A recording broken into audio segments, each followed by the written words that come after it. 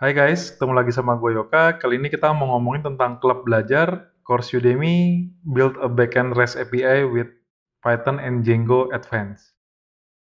Oke, mau ngomongin apa sih? Jadi kita mau ngomongin tentang course di Udemy, build a backend REST API with Python and Django Advanced.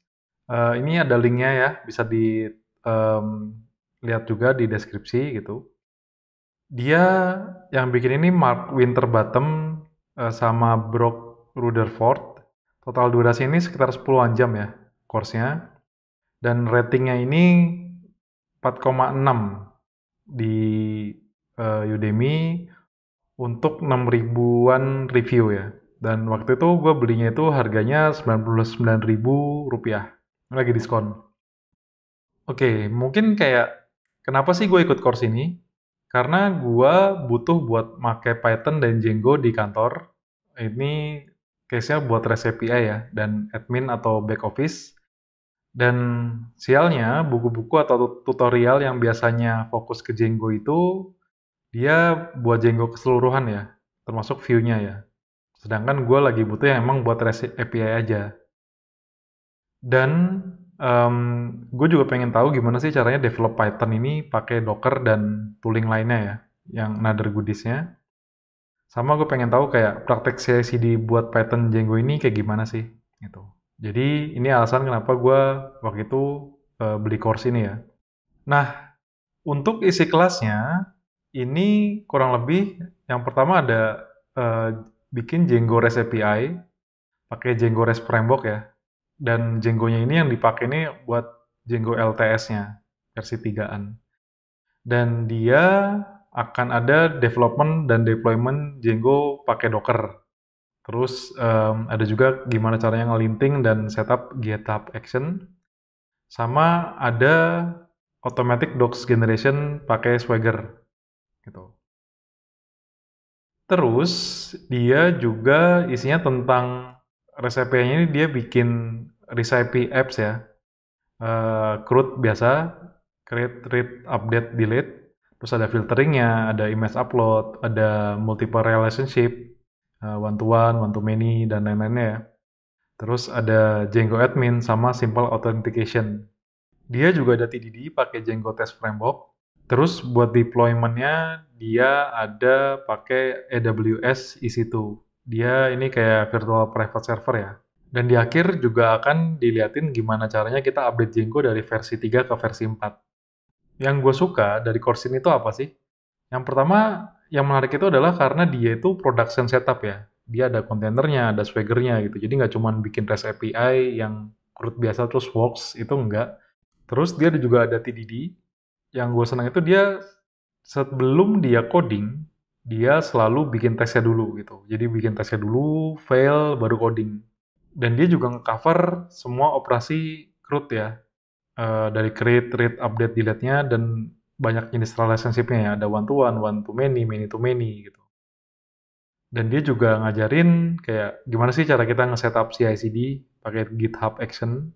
Dan dia juga akan ngajarin gimana caranya kita misahin antara setup untuk development dan production ya. Dari Docker image-nya, Docker Compose-nya, segala macam ya. Terus gue juga seneng karena author ini juga dia ngebikinin code checker buat tahu codingan kita beda sama dia apa enggak.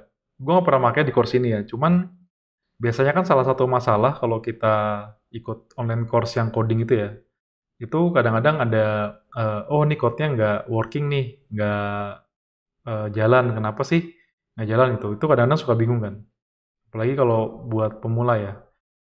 Nah, ini author ini dia bikinin code checker, jadi kita tinggal nge-kopas aja ke sana gitu. Even apa repositorinya ya gitu. Nanti dia akan nunjukin di code checker ini, oh ini bedanya tuh di sini gitu. Dan yang gue suka juga adalah kodenya ini lumayan bisa buat bahan ke production ya. Kenapa? Karena dia udah ada tesnya, udah containerize, udah lumayan rapi lah buat testingnya gitu. Jadi kalau kita mau ada apa-apa bisa ngikutin pattern yang di sini. Dan course ini juga pernah diupdate gede-gedean sejauh ini ya. Karena gue lihatnya di bagian course itu ada yang ditandain pakai old version. Dan biasanya kalau dari pengalaman gue di Udemy, kalau udah kayak gini nanti bakal ada lagi nih kemungkinan update ke depannya gitu. Jadi kemungkinan dia akan selalu update ya course ini. Tadi yang gue suka. Apa yang gue kurang suka ya? Atau apa yang bisa diimprove ya? Yang pertama itu text editor setupnya. Di sini tuh gue harus nambah kayak any sendiri. Any itu type yang ini ya. Atau ignore lah buat nge-ignore VS Code errornya gitu. Biar nggak merah-merah. Karena VS Code itu by default dia akan pakai Python-nya itu apa ya lupa. Intinya linternya beda lah. Dan untuk autocomplete setupnya juga missing di course ini. Karena dia pakai Docker kan. Karena pakai Docker jadi buat library-nya itu nggak ada auto setup buat completion-nya gitu. Untuk ini gue ngakalinnya ya gue install sendiri sih pakai Conda dan install sendiri library-nya karena dia pakai requirements.txt ya buat Python. Jadi ya gue install sendiri di lokalnya. Jadi ada dua. Eh, untuk code-nya run di Docker, completion-nya ya run-nya di lokalnya. Terus untuk production setup-nya, tadi kan gue bilang dia emang udah buat production setup-nya, tapi menurut gue ada beberapa yang bisa diimprove sih di sini. Contohnya misalnya kayak linting ya. Linting itu menurut gue perlu ada yang dikasih di pre-push hooks. Jadi sebelum kita nge-push itu, dia ngejalanin dulu gitu. Terutama ini untuk buat ngeran si flag egg-nya. Jadi kalau di sini kita cuma bisa tahu dia fail itu kalau dia si GitHub action itu udah jalan. Padahal sebenarnya kalau emang dia mau setupnya linting itu ya, itu bisa ditaruh yang di ini aja gitu, yang dia sebelum di push di linting dulu gitu kan. Sama mungkin kalau buat production setup yang kurang itu adalah buat static typing untuk Python-nya ya. Ini buat ngelengkapin linting biasanya. Kalau misalnya pre-push, yang terjadi itu adalah biasanya kita ngecek static typingnya, terus dia si lintingnya itu kayak gimana sih? Linting itu lebih kayak ke ngecek ada style yang kita broken atau enggak gitu sih. Terus menurut gua ada beberapa hal juga yang dia ngejelasin tuh nggak terlalu deskriptif ya. Contohnya tuh mixins, ngejelasin serializer itu apa. Tapi ya buat ini mungkin bisa dicari di internet ya, karena di sini dia tulisannya advance course-nya. To be honest, gue nggak ngeliat course-nya yang nggak advance kayak gimana. Dia juga punya gitu. Cuman yang di course ini ya kayak terbatas banget itu. Kalau mixing sini yang gue lihat ya ya udah dia semacam multiple inheritance ya, kalau di OOP. Dan samping itu yang mungkin bisa diimprove itu adalah dia makanya itu simple authentication. Menurut gue nih mungkin lebih enak kalau misalnya kita pakainya OAuth ya. Jadi login pakai Google atau pakai Facebook atau pakai apapun lah. Karena di production sendiri biasanya yang dipakai itu lebih pakai OAuth sih. Kalau untuk yang client facing ya, biar loginnya lebih gampang. Di samping itu kalau mau nitpicking ya, itu gue ngerasa kalau business logicnya ini tightly couple sama Django-nya. Jadi nempel banget infrastrukturnya sama Django-nya. Menurut gue ini wajar. Kenapa ya? Karena ini course tentang Django ya. Tapi kalau gue di production ya kemungkinan gue akan gimana caranya biar itu nggak terlalu nempel ya business logicnya ya. Biar lebih gampang dinalarnya juga dan nggak nempel ke Django-nya juga gitu. Jadi kalau misalnya kita mau migrasi ke yang framework lain gitu, kayak Flask atau sejenisnya itu ya bisa lebih mudah. Itu yang bisa diimprove ya. Nah, terus course ini cocok buat siapa sih? Menurut gua course ini tuh cocoknya buat programmer yang mau skimming tentang Django REST API plus CI/CD dan udah baca tutorialnya Django. Jadi Django ini dia punya official tutorial ya. Itu baiknya baca dulu sih. Itu sebelum di sini gitu. Kenapa? Karena banyak terms yang dianggap kita udah tahu.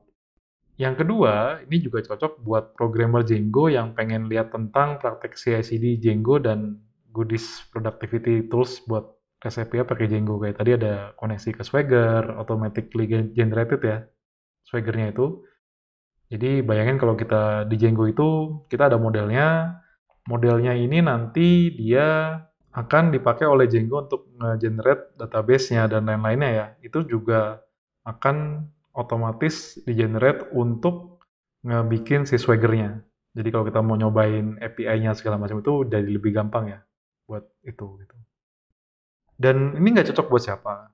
Menurut gue ini nggak cocok buat beginner karena PC itu lumayan cepet dan nggak sedikit penjelasan yang dilewatin sama dia. Beginner ini mungkin dalam artian orang yang benar-benar baru belajar coding pertama kali ya. Atau orang yang baru pertama kali belajar Django tapi dia belum tahu sama sekali Django itu apa. Untuk ini dia bisa baca official docs-nya dulu ya, atau tutorial officialnya dulu aja dari Django gitu sebelum ke course ini. Nah, ada catatan dari gua sebenarnya tentang course ini ya, atau yang gue pelajarin lah dari ngikutin course ini. Yang pertama, sebenarnya gue lebih seneng ya kalau gue baca buku ya, atau dokumentasi buat belajar gitu. Tapi sebenarnya course ini lumayan banget ngebantu gue buat tahu gimana caranya develop Django pakai Docker atau kontainer, terus CI/CD-nya kayak gimana dan goodies yang lain itu kayak gimana kayak gitu. Nah, kalau misalnya kalian penasaran sama course-nya kayak gimana itu bisa dilihat dulu sih repositorinya itu isinya apa aja gitu. Ini linknya akan gue kasih di deskripsi ya. Dia ada GitHub-nya, coba lihat-lihat dulu aja gitu. Gue rekomendasiin kalau emang mau beli course ini dan cuma pengen tahu tentang gimana sih REST API, contohnya kayak gimana bikinnya ya. Itu mending buka aja di reponya dulu. Terus kayak kira-kira udah cukup belum sih reponya itu? Atau emang perlu beli course-nya ya?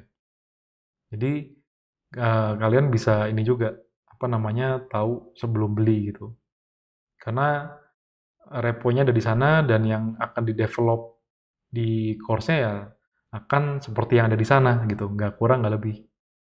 Terus buat harganya, menurut gue ini worth it banget ya. 100 ribuan harganya, diskon Udemy ini oke banget. Dan buat catatan, Udemy ini akan selalu diskon, guys. Jadi harganya akan segitu, jangan beli harga fullnya sih kalau menurut gue. Dan to be honest, yang gue dapetin dari course ini itu Django ini idiomaticnya ini banyak magicnya ya. Jadi gue sebenarnya mikir-mikir kayak Django ini adalah framework yang akan banyak ngemunculin Django programmer gitu. Saking dia banyaknya magicnya, tidak semua orang itu perlu tahu underlying kayak gimana gitu. Jadi ada Django programmer itu kayak orang yang tahu Django tapi dia tidak tahu Python detailnya kayak gimana gitu. Dan isinya ini juga banyak banget inheritance-nya dan mixin-nya. Ini idiomatiknya ya. Dan susahnya itu adalah karena Python ini sebenarnya dynamic typing by default. Cuman ini bisa jadi karena gue nitpicking aja ya. Karena biasanya gue pakai functional programming, ini gampang banget dinalar. Kalau functional programming itu biasanya ya inputnya apa, outputnya apa, dan ngelihat function isinya apa itu lebih gampang ya ngetrace-nya ya. Karena dia pada dasarnya stateless, nggak punya state di dalam functionnya, ya lebih enak aja gitu. Oke, itu dia review gue tentang online course di Udemy, Build a Backend REST API with Python and Django Advanced. Semoga bisa membantu ya buat yang pengen belajar-belajar Django REST API dan nyari course yang kira-kira lumayan oke buat intermediate level. Sampai ketemu di episode berikutnya. Kalau emang suka bisa share ke yang lain atau subscribe di channel ini. Dah.